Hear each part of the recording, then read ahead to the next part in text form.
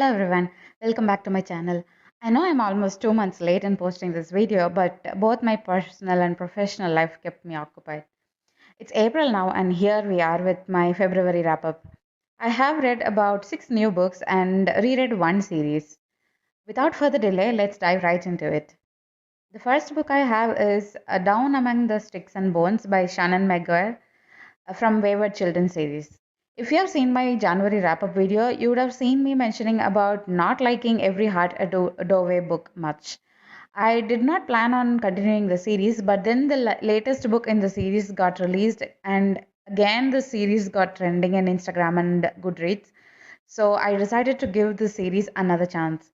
In the first book, the twin sisters Jack and Jill meet a certain turning point in their life, and that takes them back through their door. But this story is about how they found their door when they were 12. So this is like a prequel. Through the door, they went to Moors, where supernatural beings and impossible signs exist.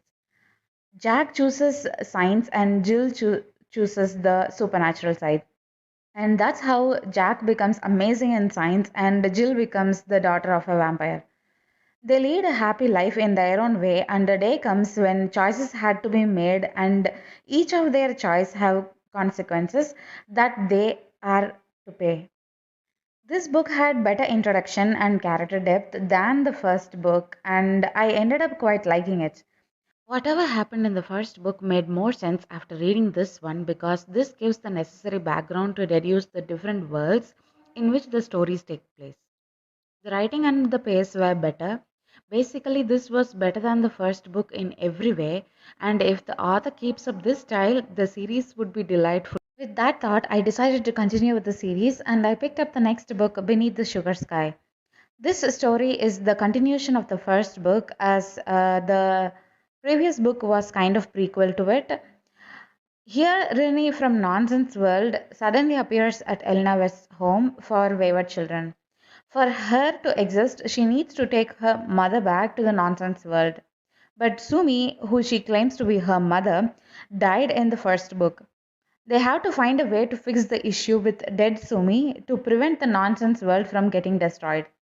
So, five kids go on an adventure to this sugary nonsense world.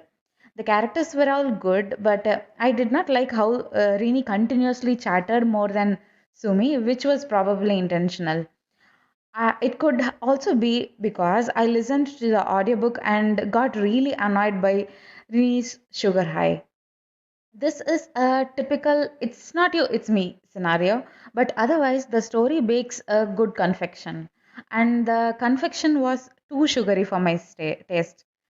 I would rate this book 2 out of 5, but I would really like to appreciate the author for designing diverse characters, acknowledging race, color, sexuality, body representation, mental illness, and religion. Next, I have one of the best books that I have read in recent times. It is The Girls I Have Been by Tess Sharpe. Before I talk anything about this book, I have to warn you about the trigger warnings because there is a truckload of them.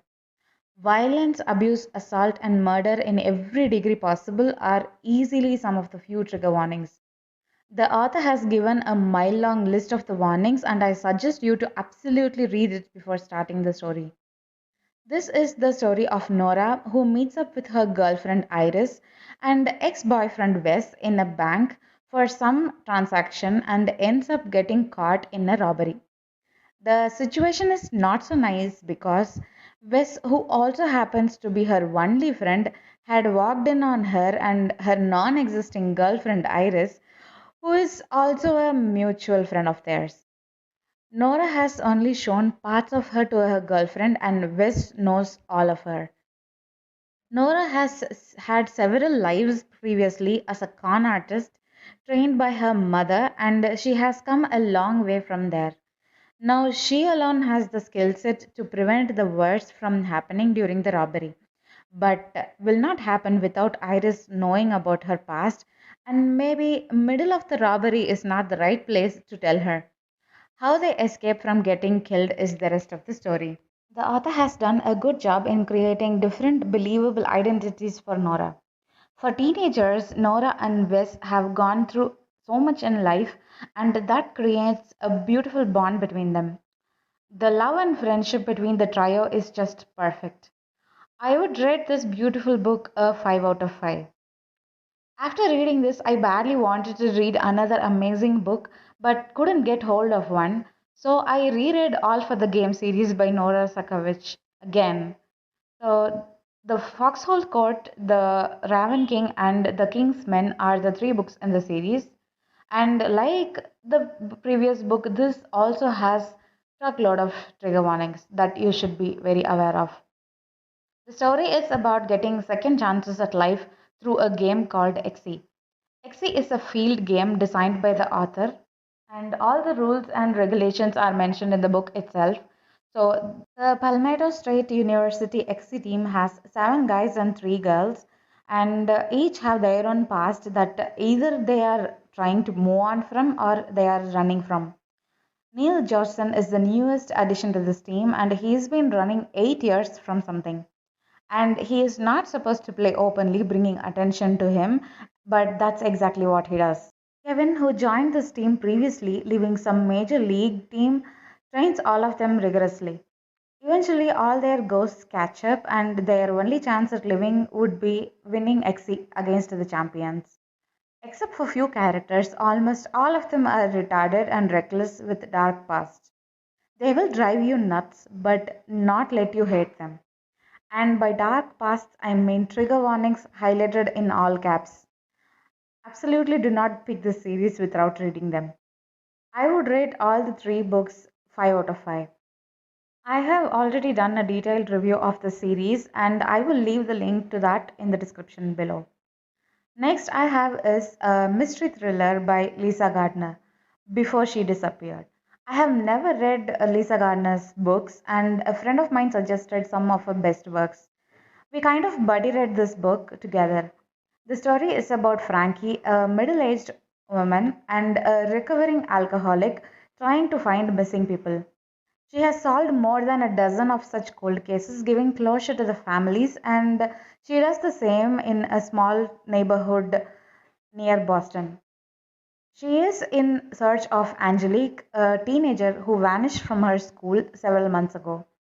Collecting as much information as possible from Boston PD, and despite their disapproval, she does her own investigation that puts her in a dangerous path. But she will stop at nothing short of finding Angelique. The story was amazing. The crime mystery was not predictable, and the ending was good. My only issue with this book was Frankie. She starts in her investigation right and does her groundwork well, but every single encounter of hers with anyone gives her some clue, and she asks the right questions to the right people, but no logical reason behind why she asks certain questions to certain people. Maybe I didn't feel the explanation sufficient enough, but this was the first book that I had read of this author's, and probably won't be my last. I would rate this book a 3 out of 5. What I am about to talk about next is one of the anticipated releases of 2021, and that is A Court of Silver Flames, fourth installment in A Court of Thorns and Roses series written by Sarah J. Maas. I am not going to introduce the storyline or the characters from the first three books here, but I will, however, leave the links to my reviews on those in the description below. This book holds the story of Nesta, who is one of the sisters of Feyre, the main character in the first three books. Nesta is angry and unhappy about what had happened to her life in the first three books. She is raging and reckless that pushes Feyre and others to give her an ultimatum. She is supposed to train with Cassian and get her shit back together, and she should get involved in helping them or she can leave. She snaps and lashes out at everybody, but slowly she finds a purpose and channels her anger in a different way that will help them face another war. This book is too character driven than the other three because the story progresses there and here. Nesta's life is the story. If you can tolerate an immensely annoying, self centered person very slowly coming to terms with themselves and finding life, love, and relationship, you will like this book. I hated Nesta in the first three books. At every instant she appeared because of her behavior, but here I got a chance to understand her a bit.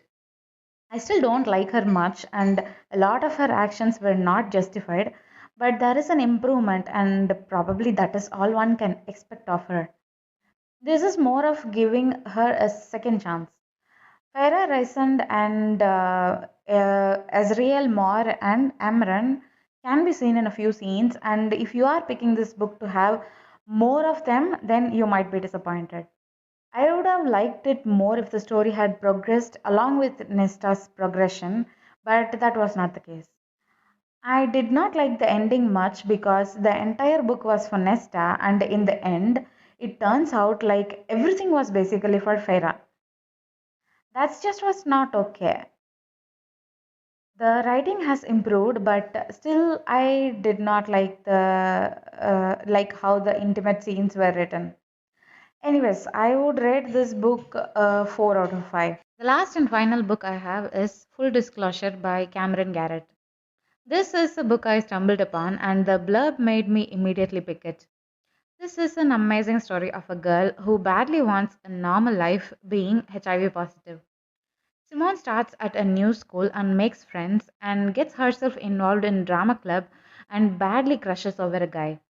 But all of this will be gone if they find out that she has HIV positive. She knows how that will turn out to be because it was not good when it happened last time. She is well aware of her health condition, takes her medicines regularly, and keeps everything under control. She is happy at school being student director of a play. For once, she believes that she could have a normal life, and that scatters when someone threatens to out her. The pressure of losing a chance at normal life and losing friends and everything else affects her. And what she gains and what she loses when things get worse is the rest of the story. The story has a lot of queer characters, best friendships, love, a jealous person who outs her, and a happily ever after, all the way giving more information on HIV. I haven't seen many of young adult books handling this delicate subject, and for a young adult book, everything the story gave seemed to be necessary and adequate. My favorite sentence in this book was, my HIV isn't a threat to you, but your ignorance is a threat to me. The author ended this book mentioning the list of documentaries, movies, and articles that will provide more information on HIV and websites for support and details of activists with HIV who help and influence people. I would rate this beautiful book a 5 out of 5.